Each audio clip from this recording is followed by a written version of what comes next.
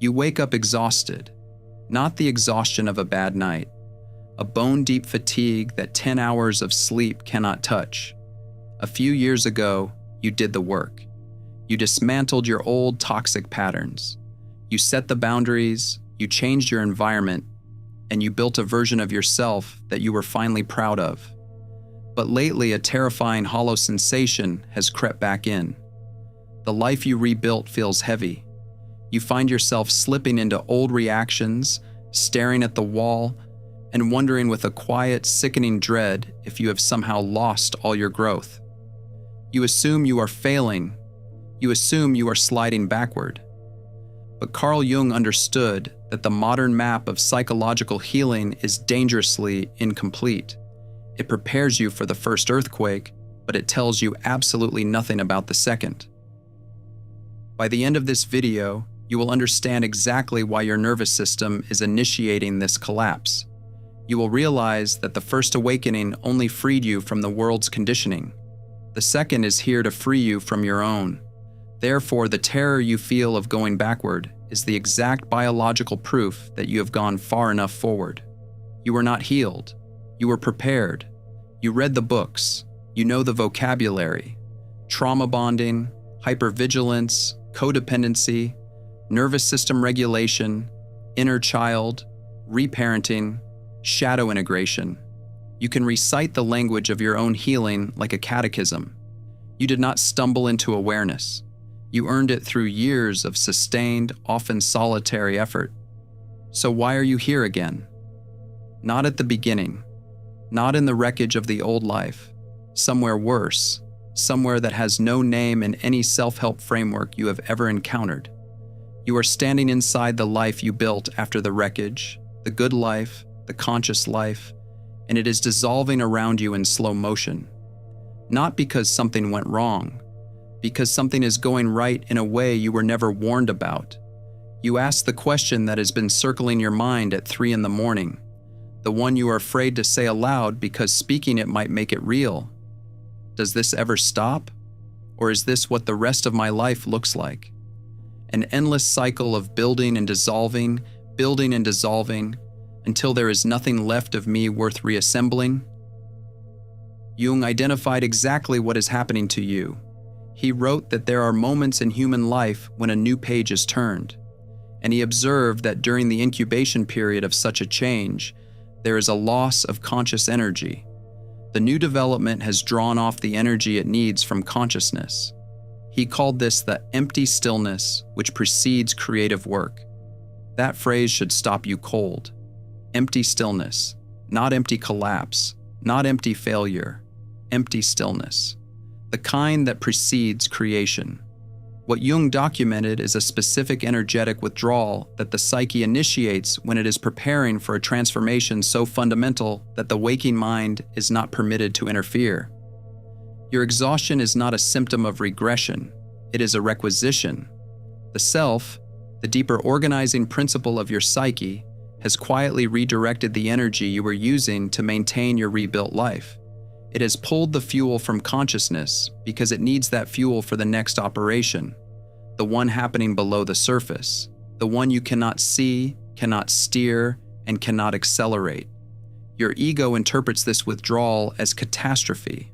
Of course it does. You spent years building a functional identity, and now the energy to sustain it has vanished. The rituals that once grounded you feel like recitations. The insights that once electrified you feel like dead letters. You look at the life you assembled, and you lack the voltage to participate in it. But the regression is the signal. The psyche only dismantles what it has finished using. Your current unraveling is not a failure of the initial awakening. It is its precise completion. The first phase raised the structure. The second phase has arrived to test whether you need the support frame or whether the building can stand without it. Deeper, not backward. And when your waking mind refuses to accept this regression, when it insists on holding the assembled life together through sheer force of will, the psyche is forced to bypass your intellect entirely and use a much louder messenger. Your mind might be holding it together. You might still be showing up, still going through the motions, still performing the version of yourself that everyone recognizes and expects, but your body has stopped cooperating. Random aches with no medical explanation, migraines that arrive without pattern, a fatigue so dense it feels geological, like something in your bones has turned to stone, brain fog that makes you feel like you are thinking through gauze, sensory overload in places that never bothered you before, and then, without warning, sudden waves of emotion that crash through you with no narrative attached. No memory, no trigger, no story. Just raw feeling moving through your nervous system, like voltage through a wire with no insulation. You think you need a doctor. You think there is a medical explanation. And maybe you do need one, and you should go. But underneath the medical question is a psychological reality that no blood panel will detect. You sleep for 10 hours, and your bones still feel like lead. You wake with a sharp pain behind your left eye that no medication touches and no scan explains. You move through your morning routine, and somewhere between the coffee and the car, your hands start shaking for no reason. Your jaw is clenched so tight your teeth ache, and you did not know you were clenching it. You sit in a meeting, and suddenly your vision narrows.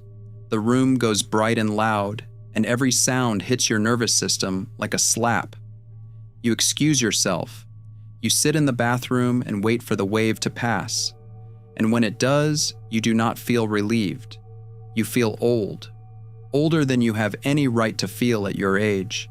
As if the thing happening inside you has been happening for centuries, and your body is simply the latest vessel asked to hold it. Jung saw the body and the unconscious as a single, inextricable reality. He understood that when the ego builds a narrative, even a healed narrative, that excludes material the deeper psyche needs to process, the unconscious does not wait for permission. It speaks through the body. He observed that the somatic symptom is the body's best expression of a truth the intellect refuses to face. It calls the mind's attention to the body's instinctive feeling. Your body is not malfunctioning. It is translating. The aches are not random. They are the physical signature of psychic material your waking awareness is still too invested in the healed narrative to read. The fatigue is not illness. It is the weight of two psychological realities existing in the same body at the same time. The assembled self that wants to maintain the life you made, and the deeper self that has already outgrown it. The emotional waves without narrative are not neurological misfires. They are the unconscious attempting to deliver content that has no story yet, because your ego has not yet made a container large enough to hold it. You cannot think your way out of this phase. That is the hardest thing for someone who healed through insight to accept. You read your way into the first awakening.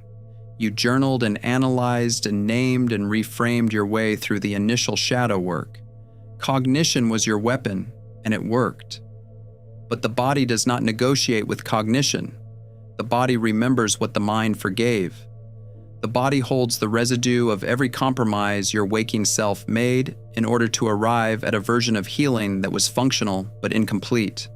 Every healer, every awakened person, every survivor who rebuilt their life on the other side of trauma carries this residue, not because the healing was false, because it was partial. The first awakening addressed the material the ego could afford to see. The body is now surfacing the material it could not. The relief, when it comes, does not come from solving the physical symptoms. It comes from trusting them, from recognizing that the collapse is not a malfunction, but a communication. Your body is not betraying you. It is the only part of you honest enough to say what your intellect will not. The life you assembled is too small for what you are becoming, and no amount of sleep will cure that, because the exhaustion is not asking you to rest. It is asking you to let go. If you are recognizing yourself in this, if your body has been speaking a language your mind refuses to translate, the alchemist's path was written for exactly this phase. It gives you Jung-based perception training, somatic awareness drills for empaths in the second dissolution. and 3 exclusive chapter videos that go deeper than anything on this channel. 236 pages. Downloadable now at thesurrealmind.com. But the physical breakdown is only happening because the body is trying to warn you about the greatest illusion you ever built. This is the confrontation you have been avoiding, the one that sits beneath the exhaustion and underneath the somatic collapse, the one your psyche has been circling for months, perhaps years, waiting for you to be strong enough to withstand it. You look in the mirror, not the physical mirror, the internal one, and you see a truth that fills you with a quiet, devastating recognition. The boundaried, emotionally intelligent person you have been inhabiting for the last 3 years. The one who reads Jung and sets limits and knows the vocabulary of her own shadow. The one who left the toxic relationship and built something clean and honest on the other side. That person is a role, not a lie, a role. A carefully assembled identity made from the best materials the first awakening gave you. An identity that is real in the same way a mask is real. It exists, it has form, it serves a function, but it is not your face. Jung warned about this exact trap. He wrote that individuation requires leaving behind the earlier ego with its make-believes and artificial contrivances, in favor of something he called the self. No longer a mere selection of suitable fictions, but a string of hard facts, which together make up the cross we all have to carry. Read that carefully. He did not say the earlier ego was the pre-awakened ego. He said the earlier ego, the one with its make-believes and artificial contrivances. And the contrivance of being healed is still a contrivance. The fiction of being aware is still a fiction, if it is fabricated by the ego rather than lived from the self. The persona is not only the false self you wore before you woke up, it is every fabricated self, including the one you forged through genuine effort, genuine pain, genuine insight. The healed survivor, the awakened empath, the boundaried evolved person who knows the language of their own psyche. These are personae, sophisticated, hard-won, beautiful personae, but personae nonetheless. And the psyche, in its drive toward the self, will dismantle them too. This is the shadow of the shadow. The first awakening exposed the dark material you had been hiding from yourself. The second exposes the light material you assembled in its place. The identity you are most proud of, the one that cost you the most to build, is now being revealed as the final layer of construction between you and whatever lies beneath all construction. You have felt this. You have caught yourself speaking your healing language, setting your boundary, acting the part of the person you worked so hard to become, and felt a wave of revulsion rise through you, not because the boundary was wrong. Because you saw, for one unguarded instant, the machinery behind the gesture. You saw that even your authenticity had calcified into a kind of brand, a script you recited every morning, a polished script earned through real suffering, but a script all the same. The mask got better, but you did not. And the second awakening has arrived not to give you a better mask. It has arrived to take the last one. It is asking you to stop being any version of yourself at all.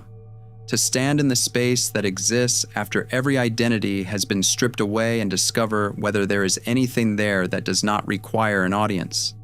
That question is the most terrifying thing a person who healed through self-construction will ever face. Because the answer is not guaranteed, and the willingness to ask it without knowing the answer is the only doorway into the territory Jung called the self. When this final mask drops, you are plunged into a very specific kind of isolation that connection can no longer cure. There is a loneliness here that has absolutely nothing to do with being alone. You may be surrounded by people who love you, people who understand, at least partially, the language of your inner life, people who witnessed your initial transformation and celebrated it, people who would do anything to help if they could. And yet, in the middle of a conversation, in the middle of a room full of warmth and good intention, you feel an agonizing, cavernous emptiness that you cannot share. Not because you lack the words, because the words, the moment you speak them, immediately reduce the experience to something smaller than it is. You try to explain, and it comes out sounding like a cliché, like something from a self-help book you would have underlined 3 years ago and now cannot stand to read. Jung named this territory precisely. He wrote that confrontation with the shadow produces at first a dead balance, a standstill that hampers moral decisions and makes convictions ineffective or even impossible. Everything becomes doubtful. He noted that the alchemists called this stage nigredo, tenebrositas, chaos, melancholia. The nigredo, the blackening, the necessary putrefaction that precedes genuine transformation in the alchemical tradition Jung spent decades studying. It is not a metaphor for difficulty. It is a technical term for a specific psychological state in which every previous conviction, every hard-won certainty, every identity you assembled to navigate the world dissolves into undifferentiated darkness. You are in the nigredo, and the nigredo does not arrive as a dramatic crisis. It arrives as a flattening, a quiet withdrawal of color from things that used to carry weight. You pour your morning tea, and the ritual that once anchored your day feels like theater. You open a conversation with someone you love, and halfway through you realize you are simulating interest, simulating presence, inhabiting the version of yourself that this relationship was founded on. And you cannot tell whether the simulation is new or whether you are simply seeing it for the first time. The practices that once grounded you feel hollow. The communities that once nourished you feel like echoes of a frequency you no longer broadcast. The words you use to describe your own process, words like healing, growth, integration, feel like dead languages spoken by a version of you that no longer exists. You sit in meditation and feel nothing. You open a journal and have nothing to say. You reach for the framework that carried you through the initial rupture, and it crumbles in your hands like a structure that was only ever held together by the urgency of the crisis it was made to survive. This is kenosis, the necessary emptying, the theological and psychological term for the deliberate stripping away of everything that is not essential.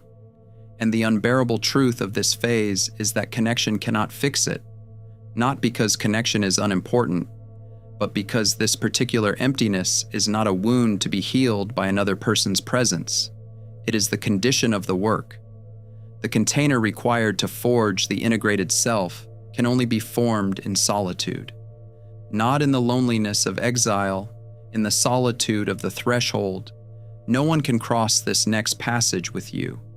The people who love you can stand at the edge and wait. They can hold space. They can refuse to leave, but they cannot enter the nigredo on your behalf. And every attempt to pull you out of it prematurely, every well-meaning reassurance, every "you are on the right path," offered from outside the darkness, lands like noise in a cathedral. It means well. It misses everything. The solitude is not punishment. It is not a sign that you have failed at connection. It is the deliberate, unavoidable segregation that Jung identified as the price of individuation at its deepest level. The herd cannot follow the individual into the territory where the individual is being forged. It never could. And the grief of that recognition, the grief of realizing that no one can witness this part, that you must sit in the dead balance alone and wait for whatever comes next, without any guarantee that anything will. That grief is perhaps the cleanest and most brutal thing you will ever feel. You are not depressed. You know what depression feels like. You have been there. This is different. Depression was the collapse that came from refusing the descent. This is the descent itself. Voluntary, eyes open, in the dark. And the difference between depression and the nigredo is that depression asks nothing of you, while the nigredo asks everything. It asks you to remain awake inside the dissolution, to watch your own convictions melt without reaching for new ones, to hold the emptiness without filling it, interpreting it, or turning it into a lesson you can teach to someone else. You thought the return of the dark meant you had failed the test, that the exhaustion, the somatic collapse, the crumbling of your carefully assembled piece were evidence that the initial awakening had not held, that you were broken in a way that could not be fixed. But Carl Jung knew that the psyche does not stop at the first layer. It never did. The empty stillness you are sitting in is not the absence of progress. It is the incubation of a reality your waking mind is not yet equipped to name. The body aches are not a medical mystery. They are a nervous system translating the exact truth your assembled identity will not afford to hear. The mask you made from the best materials of your healing is being removed not because it was false, but because it was temporary. And the loneliness, the specific, cathedral quiet loneliness that no connection can touch, is not the failure of your relationships. It is the architecture of the threshold you are standing on. You do not need to generate a new identity to replace the one you are losing. You do not need to find a better framework, a deeper practice, a more advanced vocabulary for what is happening to you. The nigredo does not ask you to build. It asks you to endure the quiet, to sit in the dead balance where every conviction has dissolved and wait, without manufacturing patience, without extracting meaning from the emptiness, without turning the darkness into content. The supports are being torn away because the building can finally stand on its own. You are not going backward. You are simply entering the territory where the maps run out, where the books end, where the language of healing becomes insufficient and a force older, darker, more honest takes its place. The initial awakening gave you a vocabulary. The second is taking you past the reach of all vocabularies, into the silence where the self does not need to be described, because it is finally being lived. You were not healed. You were prepared. There is a grief here that has no opposite, not the grief of losing something bad, the grief of losing something good. You are mourning an identity you were proud of, and you have no language for this because every framework you have ever encountered only taught you how to mourn the toxic ones. Nobody warned you that one day you would grieve your own growth, that the person you became after the initial rupture, the person who saved your life, would become the next thing you had to release. That gratitude and loss could occupy the same breath, and the proof is that you are still here, in the dark, reading these words not because you need someone to tell you it will be all right, but because you need someone to confirm that the dark is real, that it has a name, that others have been here, and that the absence of comfort is not the absence of meaning. If you came here because something in you recognizes this, if you were sitting in the dissolution, watching the structure come apart, and you have stopped trying to rebuild it, write this in the comments. I stopped needing it to end. Jung-based boundary drills, perception training for empaths, and 3 exclusive chapter videos to deepen each lesson. 236 pages, downloadable now at thesurrealmind.com.